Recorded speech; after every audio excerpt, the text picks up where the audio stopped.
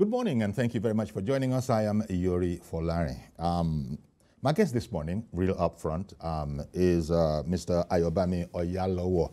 Ayobami is a political and development economist, and he's one of the spokespersons of the Asiwaju Bola Ahmed Tinubu campaign organization. A fine morning to you, Ayobami. Good morning, Uncle Yori. Thank you very much for calling, for coming on the program, sir. Thank you for having me. Indeed, our pleasure. Let's look at, because I know I just described you as one of the spokespersons of the Asiwaju campaign organization. So you guys must, in fact, all of Nigeria has its eyes on 2023, which is just around the corner, actually, even though INEC has just amended some dates. But it's still, in politics, you guys could probably use a bit more time. Now, the youths is what I think we should focus on today. Young Nigerians. It is said in some quarters that we have the most of them of any country in the world. So they're going to be quite significant. I don't know if we're looking at somewhere between 18 to 25, maybe a little over that. But any way you look at it, a sizable chunk. I want you to give me the impression you have of the significance of the youth votes if properly mustered. Thank you, Uncle Yori. It is very obvious that we have a huge population of young people. I think the statistics put it at about 60 to 70% of Nigerians between the ages of 18 to 30. So which is quite huge. And I don't think we should just look at them in terms of just what they bring to the table as voters. We should look at them as very interesting demographic, very intelligent and curious demographic. We have, we've never had a generation that is so, how do I put it now, so linked together because of technology like this generation. So they are not just a population for vote in my estimation. They are also a huge, huge asset in terms of human capital that they are. We should be able to look at this generation as a generation that should be able to stand shoulder to shoulder, side by side with their peers anywhere in the world. And we have a huge number of them doing that in sports, in music, in entertainment, in education, science, arts, and everywhere. So we are blessed with this huge population. And I believe our job as spokespersons of this campaign is to let them understand, because it's unfortunate that history has taken a back seat in our educational curriculum. So we need to expose to them the importance and significance of the man, Asiwaju Bola Ahmed Tinubu, especially looking at his antecedent when he was governor, the things he did. He was the first governor to ensure that every citizen that attends public schools in Lagos gets their WAEC and NECO fees paid without stress on their parent. He pioneered the one-day governor program, where any child who comes first, I think it was a debate or quiz, I can't remember whether it was a debate or quiz, any child who comes first. So the spelling bee, God bless you, yeah. Any child who comes first is allowed to play the role of the one-day governor. And I have seen testimony of some of these young children then who are now adults coming out to tell us how this had impacted their lives, both educationally, socially, and otherwise. So Asiwaju has been someone who not only see these young people as voting material, like some people will see them, but he see them as partners in progress. And he has not just seen it, he has demonstrated it.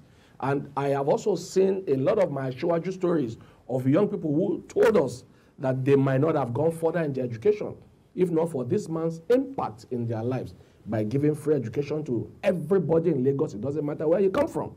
By paying the WAEC and NECO fees of every child in public schools in Lagos. It doesn't matter your tribe, your religion, your creed, or whatever. So this is the man Asiwaju for the youth. He's a father, he's a leader who is at home with the old, is at home with the young, is at home with the very young ones too. So he means a lot to everybody looking at him from different angles. As an activist, I was in the university during the time when the June 12, 1993 election was annulled by the military.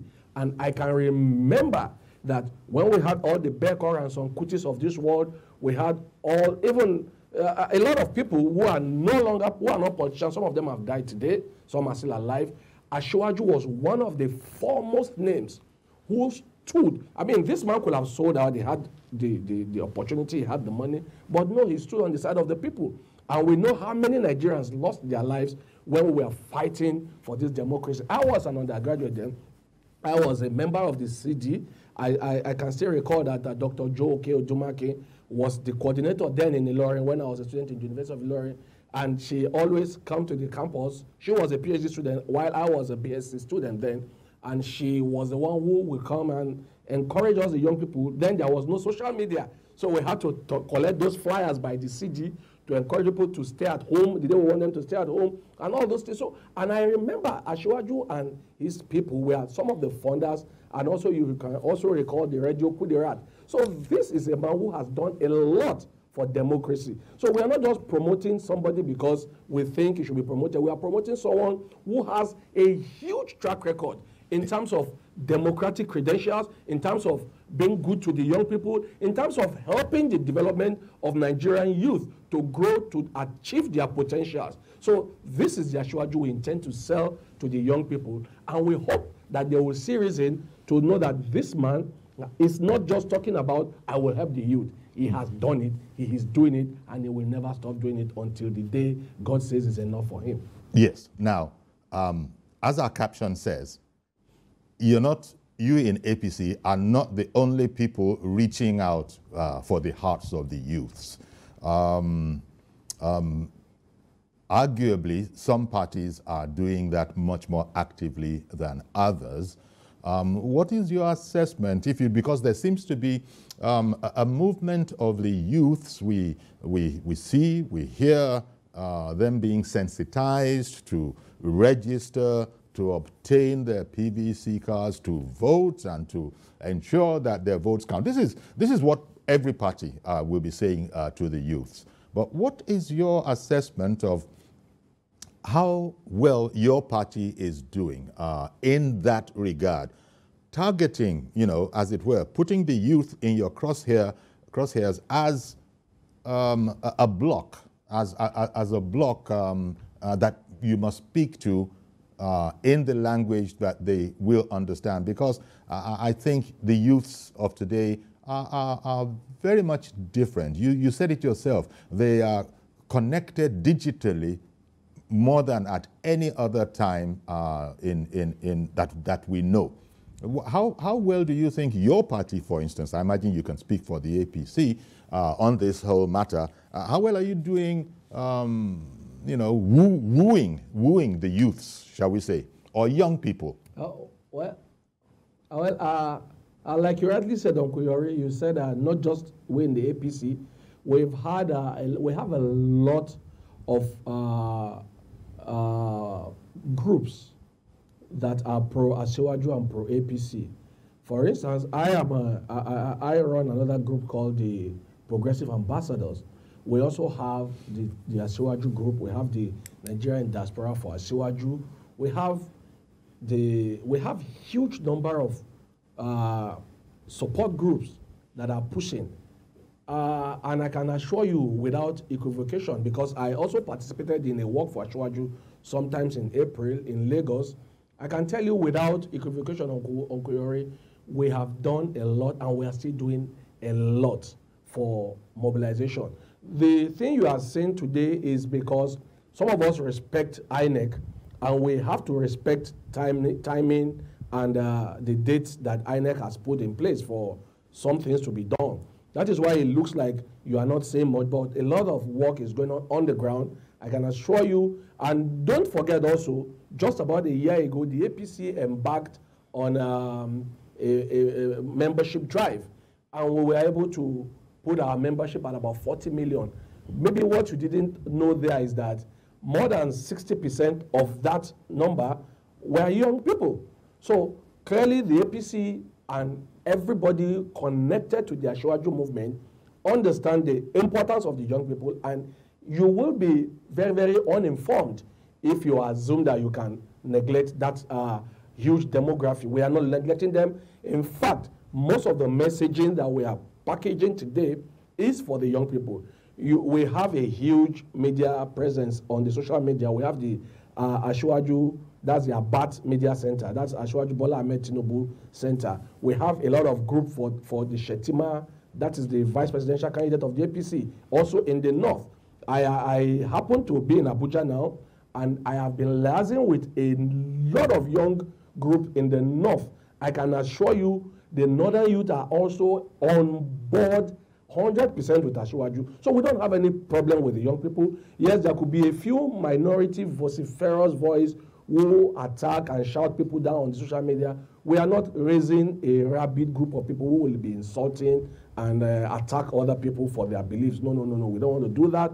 We are raising a group of gentlemen and ladies who are young but are not hot-headed and are not unintelligent and uninformed. So we are raising an informed group of people who are informed, who are intelligent, who are smart, and who are also respectful, who will understand that, look, you don't necessarily have to support what we support, but you have a right to whatever you support, and we don't have to attack you for it. So we are growing that kind of huge base of young people, and they are intelligent, they are informed, and I can assure you we don't have a problem with the young people at all. The youth demographic as a whole, away from the narrow perspectives of the individual parties, each one of them will be, of course, talking about them in relation to their aspirations. But looking at that demographic as a whole, the youth, it is felt, they can be a difficult demographic because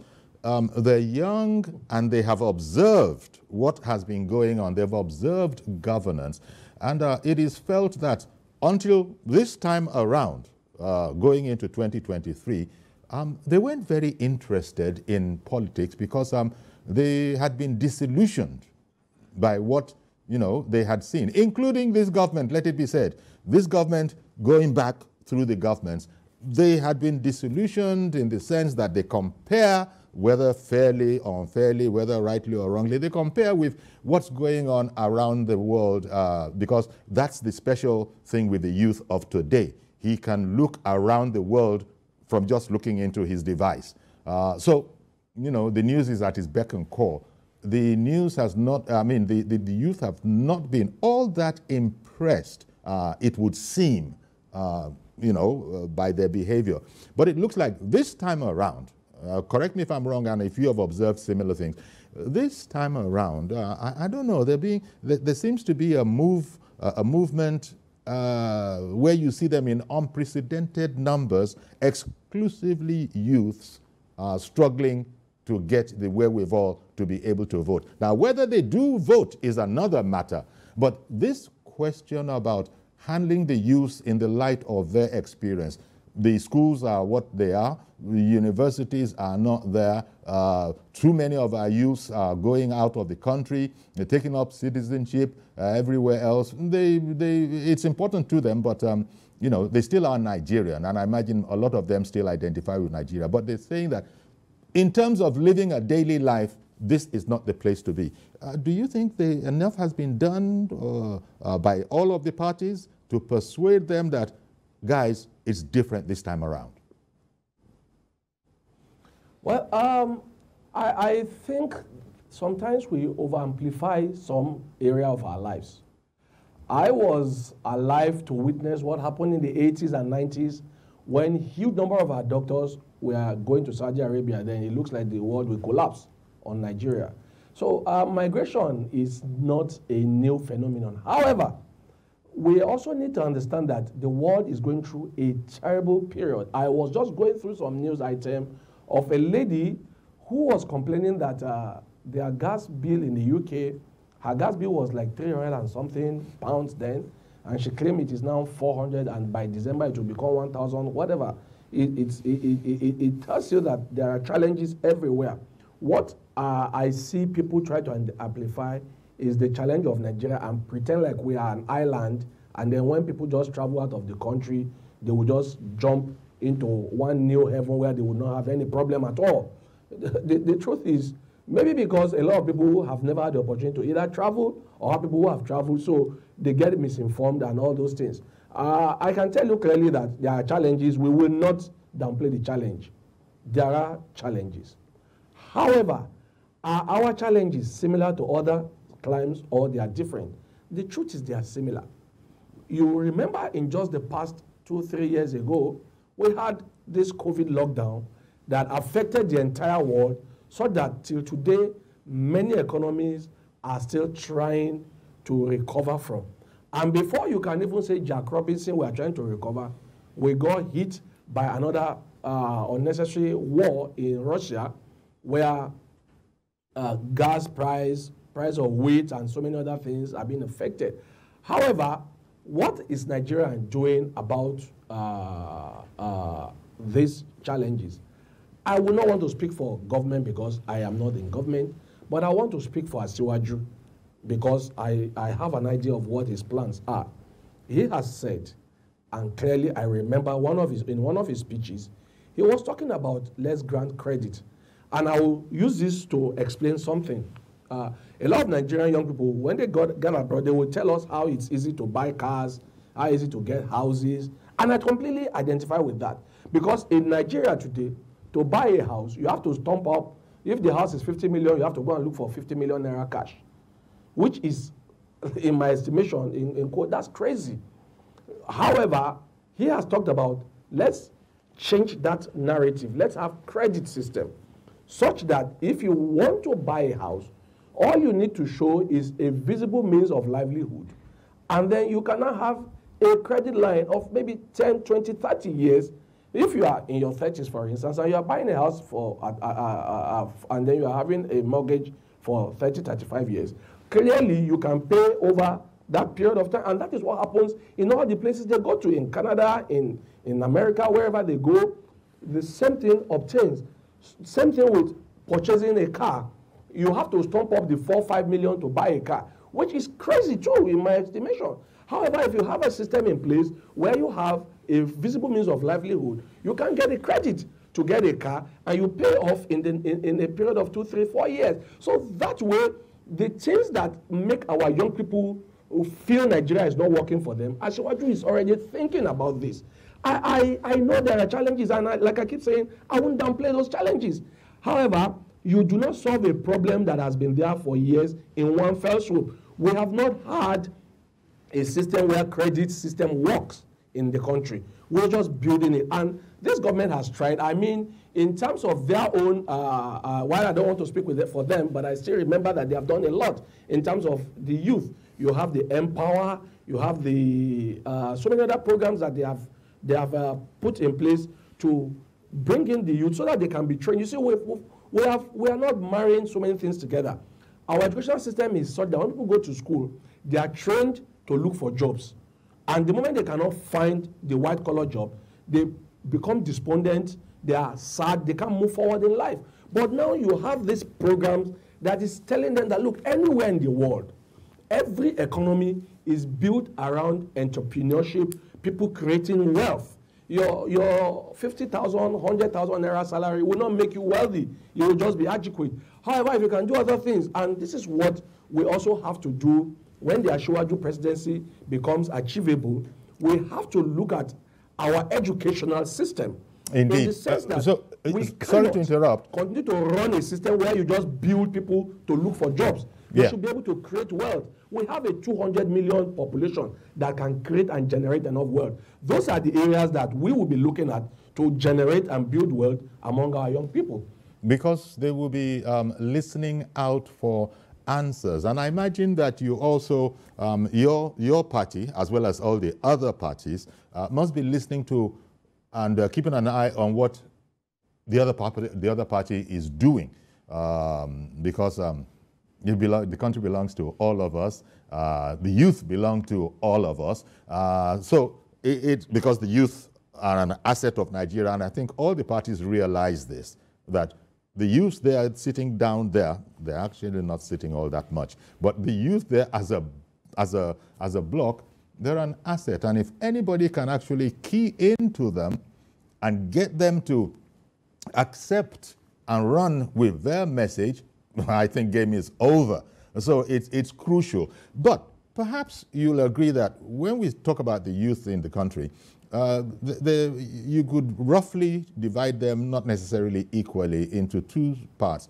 One, the urban youth, digitally savvy, you know, always on social media, knows how to use it, was used to, you know, very, very high effectiveness during the NSARS thing, never mind how that ended. And then I imagine there's also a sizable proportion of the youth that are in the rural areas and are not, you know, as savvy as youths in the urban centers. Maybe they're not even in school. Maybe there are too many youths out of school that need to be in school. And, you know, need to know how to use the digital situation we find ourselves in now. There's a digital economy, there's a digital everything for their purpose. I don't know if you've done any work in that regard, because we're talking about the youth here, to sort of understand the magnitude, if indeed that is the case, of the problem. Yeah. Okay. I'll start from what this government has done. Some years back, I was in Kano and Jigawa and those areas, and a huge number of the young people were doing this Okada business. Many of them, you know, Okada, this motorcycle, commercial motorcycle running. I'm a Nigerian. You should have to describe Okada to me. No, I mean, in case we have people who are not Nigerians. Yeah, because we have been listened to Okada in the diaspora too. Exactly why I had to explain that. They are into commercial motorcycle businesses. When I was in Kano with some of my friends, you could see a huge number of these young people running around on motorcycles. And then I was fortunate to go back in another 2-3 years after the Anchor Borrower program had kicked in by this presidency. And what did I notice? There are a significant number of them are no longer on the street. And I'm always curious. So I asked a question, what is going on? And they told me, they have all gone back to the farm. They've gone back to the farm because they have now had access to credit. And they are now rice farmers. And in fact, many of them, as at that time, were already earning millions. And the numbers actually justified it, because in 2019, 2018, the highest number of people who went to Saudi Arabia for the Islamic pilgrimage, the Muslim pilgrimage, were farmers. So clearly there is a plan that is already being implemented. We just need to push forward. This is by this government. A huge number of the young people in the rural areas, especially in the north, had keyed into agriculture and the entire value chain of the agricultural system. So what this government will do, we will not just trumpet the noise of, we will turn consumption to production, not consumption to production kind of noise making. But clearly, we have identified the areas where we can, like you rightly posited, Sir Nkuyori, you talked about the rural youth and the urban youth. While there are plans for the urban youth to train them, to let them have access to be able to access credit for entrepreneurship, and also to develop their skills to make them employable in case they are bent on having employment. The other aspect of the youth, who are also a huge number, if not the majority, are also being given access to credit. And Asiwaju is someone who has made up his mind right from time that credit system must be implemented in Nigeria, because apparently he trained in the United States of America and he must have been exposed to that kind of system. So we are not unmindful of that. So what aspect of young people are being catered for in our campaign? And it's not just campaign. I'm glad President Buhari has started something, and I can tell you, Asiwaju will build on this and he will move forward with it. We have to have a system where everybody is recognized and useful. If you can't find a job, you can get access to credit to do business or to do farming. And okay. One thing I also want to say before you ask me the next question is the area of value chain. For now, we do a lot of, we are like a raw material agricultural system. What I mean by that is we harvest and we sell, and then they do it in somewhere, in another country, and then we don't earn as much. Now, Asiwaju is thinking of a system where most of these agricultural raw materials are not exported as raw materials. Rather, they are finished products, so that the entire value chain is embedded in the Nigerian economy, so that we can earn more. And if you remember, the last NBS numbers that were released, agriculture came first in terms of the GDP. So clearly something is going on here. Even if people are not reporting it, something is going on here. And I can assure you, that I know in the little time I've been around him and his people, oh my God, I can tell you that something huge is brewing for the Nigerian youth population in terms of credit, in terms of education, and in terms of ability to develop themselves. It's interesting you put it like this, because the actual question I was going to ask you, you've addressed some of it, I wanted to ask you the extent to which you think the political parties actually understand the youth. Because you've got to understand your target in order to know how to, meet it or hit it if you're thinking of a bull's, so I don't know. The youths want to be, quote unquote, included in. They want to be part of decisions. There are a lot of highly qualified youths, Nigerian, in Nigeria and around the world. It hasn't really been our style to include the youths into top-level matters, as far as their governance is concerned, even though you see Nigerian youth being in those positions abroad, in America, in the UK, in Canada, you find Nigerian youth in those positions, but not always here. So the question that perhaps you might, maybe I'll have to go on a break and come back, and I want you to sort of evaluate that question for me, please. The extent to which you think Nigerian political parties, and of course, the people who people there. I can quickly talk on that if you will give me the Okay. time. How well do you think the parties, I know you've spoken very well for APC, but the parties, including APC, understand the youth? How well do you think that is? Well, Uncle Yori, I will tell you one truth. Okay. I don't care about what other parties are doing, honestly. But you know, about what the APC and no? are doing. Okay. Well, they are not. I don't wish them to win, so I don't want to know what they are doing, because I know they are not even. They don't have good plans for the young people. But the APC and Asiwaju has solid plans for the young people, and I can tell you one of the plans. One of the plans is that this campaign has identified somebody like me to sit with them, and the Nigerian young people who knows someone like me knows that I am a youth at heart. I am one of them. And honestly, their issues are in the front burner. Let me give you one other example. There is one young man called Segun Dada. He contested to be the national youth leader of the of the APC. And then something happened, and then he didn't get it. But do you know what Asiwaju did? Asiwaju called this young man and made him a son. And as I speak with you today, no decision is made about young people that he is not consulted.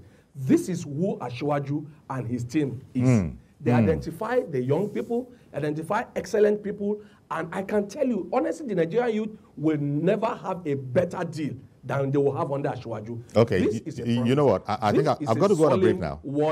And we can continue from this. Yes. Okay, if you want. We're going to take a break now. So when we come back, we'll continue with our guest, Ayobami Oyalowo. He's a political and development economist, and he's one of the spokespersons of the Asiwaju Bola Ahmed Tinubu campaign organization. Stay with us, please.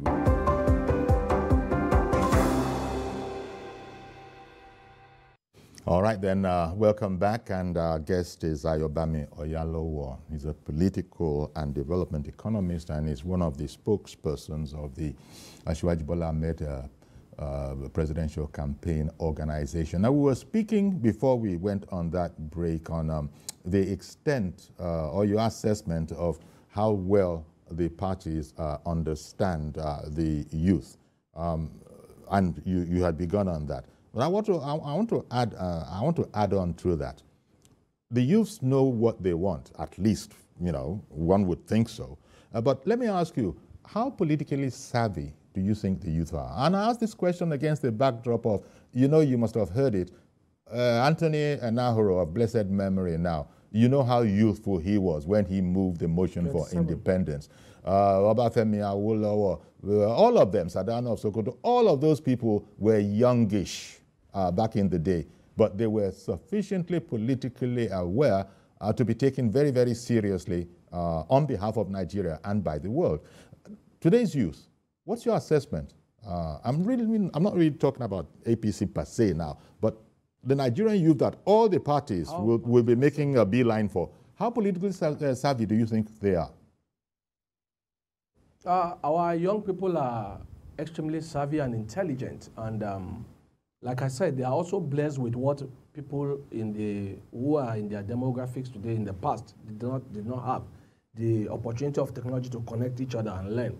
As old as I am today, I still learn a lot from the social media, even though sometimes the discussion there could be, well, let me not use so much word, but sometimes discussion there could really go either way. But you still learn a lot, and our young people are fortunate to be in this generation, to be part of that movement.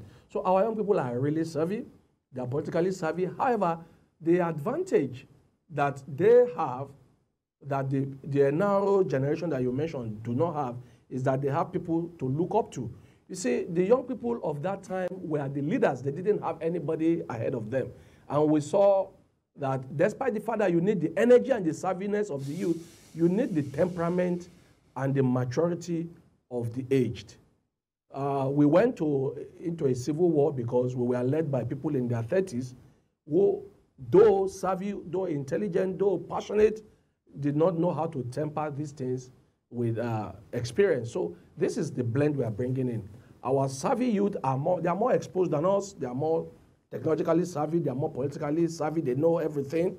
So the area where we can only help them is to harness their energy, bring it together, and ensure that we have a savvy youth, energetic youth with the experience of the age, to let them know that, okay, this is where you should draw the line here, this is where you should move forward. So we, as the APC, we have done that beeline, like you rightly said, and we are walking along that path on the Ashwaju campaign to ensure that the Nigerian youth do not take a back seat like they used to take, but they are in the front burner. In the past, the best they give you as a young person is, okay, be a PA to one big man, be carrying bag all over the place. But you will see, even with the way the campaign committee will be structured, you will see how many youth, and we must also not forget women, will be brought on board, so that we have a huge mix of the old, the young, and the gender balancing. These are areas we are looking at, so that from our campaign structure, you will begin to understand that this is a different dimension altogether in terms of factoring the young people, the women, even people living with disabilities. Those are areas that we have identified as a campaign, and we are ensuring that everybody have not just a say, but a sense of belonging in the Nigerian project, as it were. It's interesting you said that, the sense of belonging, because this is, I think, everything. This is what Nigerian youths allegedly, feel they have been missing out on. And that's why, a lot of them who can take the opportunity have, gone to other climes. Now, one can't overstate this. Let it not be, we're not saying that people are moving out in droves, but I don't know that it trickles either. People are going simply because they say they get a fair shake in another man's land. A fair shake that their fatherland is still working at providing for them. There's so many different things. And the youth, the way, if you look at the way the society is in Nigeria, let's take the past 20, 30 years, something has happened. You were speaking earlier, and you were telling me about the youths on Okadas in the north. They're now largely absent because they've gone to the farms. I was a bit, when you said that, I wondered if did you miss out the fact that terrorism is with us? The youths are taking a large part of that. Many people can't actually go to the farm because of the bandits, and this is beginning to cause problems. There might be, I think they are calling it there is food inflation in the land and all of that kind of a thing. So you see, it's very much a mix, and I don't know that any political party can afford to take the youth for granted, treat them very much the way we have been doing in the past, and come out of it smelling of roses. So this is why I think they're all important, because quite frankly, they're the, if you want, they're the, how does one put it now? It's a very rich pickings once they key into you, once they key onto you. I can put it for you this way. Yes. There's a saying that says, we do not inherit the land from our fathers, we borrow it from our children. So we know clearly they're important. And as for, I need to quickly clear something about this terrorism issue. I noticed that it is always very normal, and maybe it makes people happy to talk about the terrorism, but nobody talks about the fact that there's been a shift. Okay, let me put it this way. Before the advent of President Buhari, Borno and a huge part of the Northeast, I understand a landmass that is the size of, is it Netherlands or Belgium, was in the control of terrorists.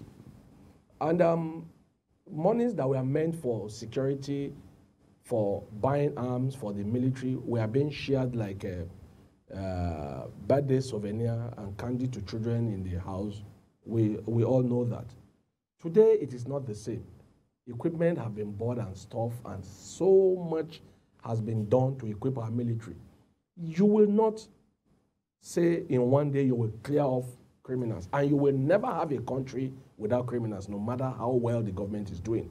I can tell you how in the past few weeks, if you've been following the news, there have been huge news of knife crime in the United Kingdom. A lot of young people joining gangs and killing fellow young people. And if you have followed the news also, the injury seems to be around here. The blow was to kill. The blow, and it's everywhere that young people will be involved in crime, because it's, I don't know how to put it. However, Nigeria is not peculiar. And also, the issue of these bandits that we've been talking about, if you have followed the news also, in the last 3-4 weeks, there have been huge successes, to the point where one of the worst bandits is now rushing to claim that he wants to repent, because they have seen what is going on. Yeah. What the news is not reporting is that when the president or the government, the FG, got those Tucano jets, there were specifications for how it will be used. Now the clearance have been received to use in the northwest also. And now the war in that area has changed. But nobody is talking about it. In the last 3-4 weeks, the victory by our military has been massive. So what I need to say is this: yes, there is terrorism, there is banditry, but yes, our military are scoring a huge success and victory. We need to report this also. And in terms of food inflation and everything, we also must understand that there are dynamics to all these things. While agriculture, in terms of especially rice production in Nigeria, we have enough rice production to last Nigeria. There are inflation in other areas. So the farmer will also factor other things into his own prices. Excuse me. So we have gone to a point where we can feed ourselves in terms of grains. However, the farmer is also buying from the market. You and I are buying. You see, one thing that nobody is thinking about or talking about is the fact that we have built an economy that is too import dependent. Therefore, our balance of trade is so lopsided that, I'll give you an example. We sit in this country today, we earn naira. However, we spend dollars in almost every aspect of our life, from flying, from air flight, from petrol, from everything. I recently saw a property that a friend wanted to let, and we say, let's go there together. And you will not believe what I saw that day. This property in Abuja here was being let out in dollars. So these are the crazy things that we do that is unbalancing the economy. And actually, that is illegal. People are even investing. I'm surprised to hear that, Exactly. because it's people illegal. Are actually investing in dollars. Nobody is talking about this illegal use of dollars in the economy. So we are dollarizing the naira economy, and it is affecting every other aspect of our lives. I must also say, sir, that there has been a huge investment in agriculture, in other aspects of agriculture, especially in terms of a fertilizer by this government. And I can assure you that we are looking at what the government has done and how to even improve on it. So people easily get swayed by the negative news and forget that for every fake thing, there was already an original. That is why the fake can exist. For instance, you can't find a fake 2,000 naira note because there is no original 2,000 naira note. It's only 1,000 naira note, then you can find a fake 1,000 naira note. So clearly there has been huge successes, both in terms of military, both in terms of agriculture. And for our GDP, I mean, the number of our growth, the growth of our economy that has been released by the NBS, for agriculture to be coming first, it has not happened in the last 20 years. So this clearly tells you there has been a shift. Yes, there are inflation, I don't doubt that, but I just explained to you that our balance of trade is also loop-sided, and it is affecting every other aspect of our lives. So those are things that we must look at. When I was growing up, for instance, you have Leonard's, you have Bata, you have SCOA, you have all these companies producing in Nigeria. Today, we don't produce anything.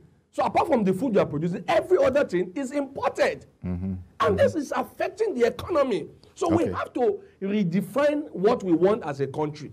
So when we get to that aspect, and I can tell you, the manifesto is working on this area where we have an economy that is more productive than consumptive. Right now, we earn dollars in just few areas. We spend dollars in every aspect of our lives. Indeed. We must come back to the point where we produce almost everything that we spend or we use in Nigeria, so that it will reduce our import dependency and realign our balance of trade, so that we will have an economy that is truly thriving. Right now we have a growth in the economy, but we are not having development in the economy. So we must be able to balance the economic growth with the development in the economy to make it much robust and better balanced. Okay, then. Well, I want to thank you very much, Ayobami. As far as your party is concerned, you seem to have it pretty much under wraps from what you've said. Unfortunately, you said you don't want to know about any other party. That, look, you're not concerned about any other party, but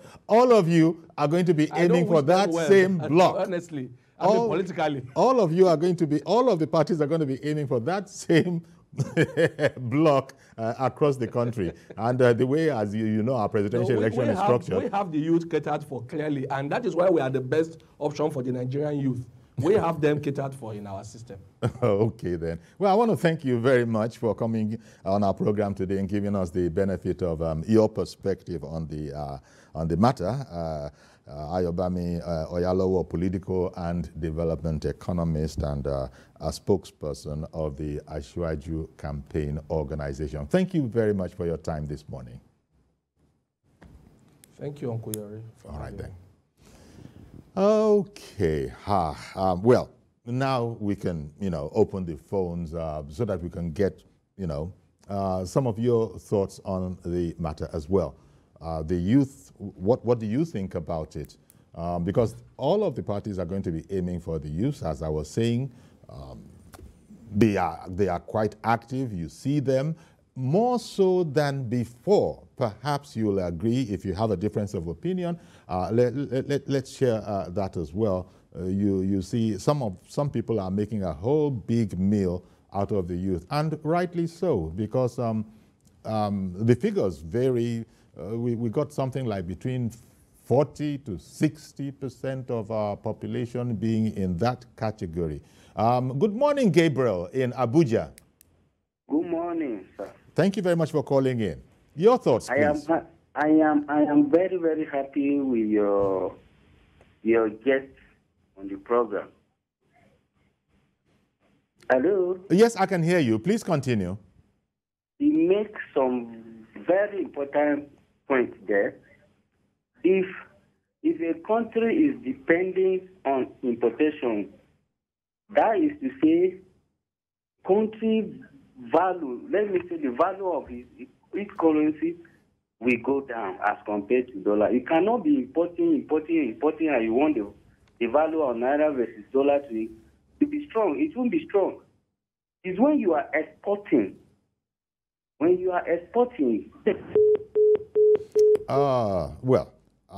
Sorry about that. Gabriel was agreeing with some of the things our guest Ayobami Oyalo was saying, especially as it relates to the whole balance of payments issue and how everything is dollar reading. Even President Buhari, you recall, had observed that some of the things he was going to change when he was in his first time around. I think the point had been made that even toothpicks are imported, and if a thing is imported, there's a dollar component, and according to the central bank, there's a shortage of that. There are all sorts of problems. You know it as well as I do. But Uche has called in from Abeokuta. Good morning, Uche. Yeah, good morning, Mr. Yere. Good morning, sir. Thank you for calling in. Go ahead, please. This is Uche calling from Abeokuta. Uche in Abeokuta. Go ahead. I was listening to the sermon, being dished out, so easily from your guest. I think I don't know. When this same person was the person that was talking. Uche, I think we lost Uche for some reason. I'm sorry about that. I can't even begin to guess where Uche was going to, go. But apparently he followed the conversation and had an input to make. But the question largely is the extent to which it is felt that the political parties understand the youth that they will be appealing to, because there are rich pickings there. If any party can actually persuade the youths that our manifesto is what pays you the best, then that party will be making a killing. And as for the youths, they seem to be ready because a lot of them, you've seen the pictures, news pictures, videos, they have, extended themselves. And I don't know that I've seen this done before to this extent. I don't know if it's a function of they just covered more, they're just being covered more now is why it seems more visible. But it has certainly been out there that the youths are concerned to get the wherewithal with which to vote, and that they want to have a voice, if possible, a decisive voice. Now, if the youths could actually get together, come together, that would be a phenomenal army of votes. So I imagine every party that is going into this election will have factored them in. Nobody is saying that the youths can do it alone, but they're an important part of the entire mix. Andrew in Alimosho, good morning to you. Good morning. Thank you for calling in. Go ahead, please. Okay, your guest that just came in, I wanted to ask him a question, but it's unfortunate that he has left Okay. Maybe you could turn it into an opinion that you have, and let's hear about it. Okay. My opinion, based on what he has said so far, concerning the unemployment that we have here, it's true that we need to produce, but for me, my observation, for all these years that APC has come, I think they're supposed to have done so much in that area, because by the time you import goods of 10 containers from overseas, you have imported 10 containers of unemployment. So the areas of agriculture, they need to look into it, which I feel they should have done for past 7 years now, but it's still not. So I wanted to ask you, on that aspect, what are they going to do differently? Okay. to create jobs. And stay with me, please, if you will, Andrew. I wanted to ask you if you think the political parties generally understand that segment of the electorate, the youths, the youngish people. Your personal impression. I don't think they do, because I'm a youth. Hello? Yes, I can hear you. You are a youth, and so far you're not impressed by what you're hearing from the political parties? Yes, I am not impressed, because they have not really said something that's going to benefit me as a youth, for me to have, to have a place in this setting, this democratic setting. Okay. Because take for instance, youth that are in different entrepreneurs, like for instance, for me now, I'm into event planning, and I also run a small business. We have not ever had a support over the 7 years in small businesses, So I don't think they have really, involved us in their setting, the democratic setting that we have here now in Nigeria. So we need something different that will give us hope, to participate as youths and do things differently, unlike what we've been seeing before. Thank you very much, Andrew. Thank you for contributing that, Andrew. And I'm sure they're hearing. The parties are hearing. They usually have people watching across the whole media spectrum. So they're hearing that. They're hearing what you've just said, that you are still waiting for a message that will resonate with you. And I'm glad you put it across board of all the parties. I don't know. I think we are going to have to leave it here, if I'm hearing right from inside the hub. Let's leave it here now. We took a stab at the question of the youth, the potential, the political, the electoral potential of the youth, and how well the political parties understand them, because they are all wooing them. We heard in particular from Ayobami Oyalawo, who are speaking as a spokesman of the Asiwaju campaign organization, but it's a general thing. All of the parties will be wanting to woo the youths and hope that the youths will appreciate them, and indeed cast their vote for them, so that they can continue depending on whatever the manifesto is. But it's crucial that they understand the youths that they happen to be aiming for. That's our program today. Thank you very much for being with us. Join us tomorrow for a fresh edition. I'm Yori Folane. Bye-bye for now.